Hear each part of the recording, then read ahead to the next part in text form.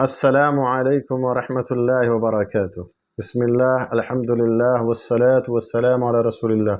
محترم ناظرین، جیسا کہ ہم تمام لوگ جانتے ہیں کہ ماہ رمضان کے آخری عشرے کی آمد ہے۔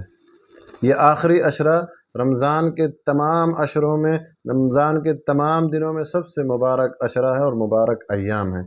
اس عشرے میں اللہ کے نبی صلی اللہ علیہ وسلم اللہ کی عبادت اور بندگی میں جتنی محنت کرتے تھے کسی اور عشرے میں نہیں کرتے تھے، جیسا کہ ام المومنین عائشہ رضی اللہ تعالیٰ عنہ سے مروی ہے کہ کان النبی صلی اللہ علیہ وسلم یجتہد فی العشر الاواخر من رمضان ما لا یجتہد فی غیرها۔ جتنی محنت نبی صلی اللہ علیہ وسلم رمضان کے آخری عشرے میں کرتے تھے اتنا کسی اور دنوں میں نہیں کرتے تھے، اور آپ اس آخری عشرے میں اعتکاف فرماتے تھے، لیلۃ القدر تلاش کرتے تھے۔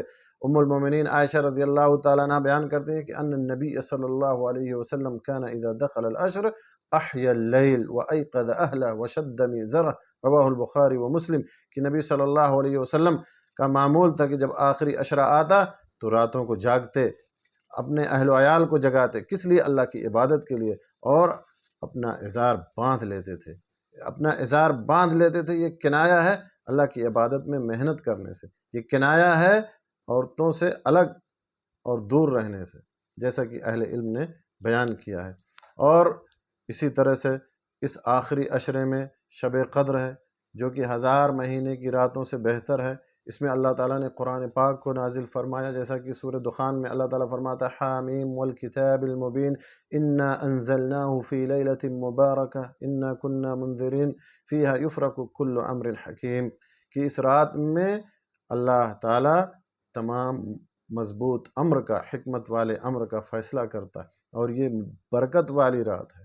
یعنی اس رات میں اللہ تعالیٰ آنے والے سال کے اعتبار سے تمام مخلوقات کی تقدیر کو لکھ دیتا ہے۔ لہذا ہمیں میرے دوستو اس آخری عشرے میں خوب محنت کرنی چاہیے اور اس کا استقبال کرنا چاہیے، اس کے لیے پورے طور پر، مکمل طور پر تیار ہو جانا چاہیے۔ اللہ سے دعا ہے کہ اللہ تعالی ہمیں اس آخری عشرے کی برکت اور رحمت سے ضرور نوازے، اور اس میں اللہ کی کثرت کے ساتھ عبادت کرنے اور بندگی کرنے کی توفیق عطا فرمائے۔ آمین۔ وآخر دعوانا ان الحمد للہ رب العالمین۔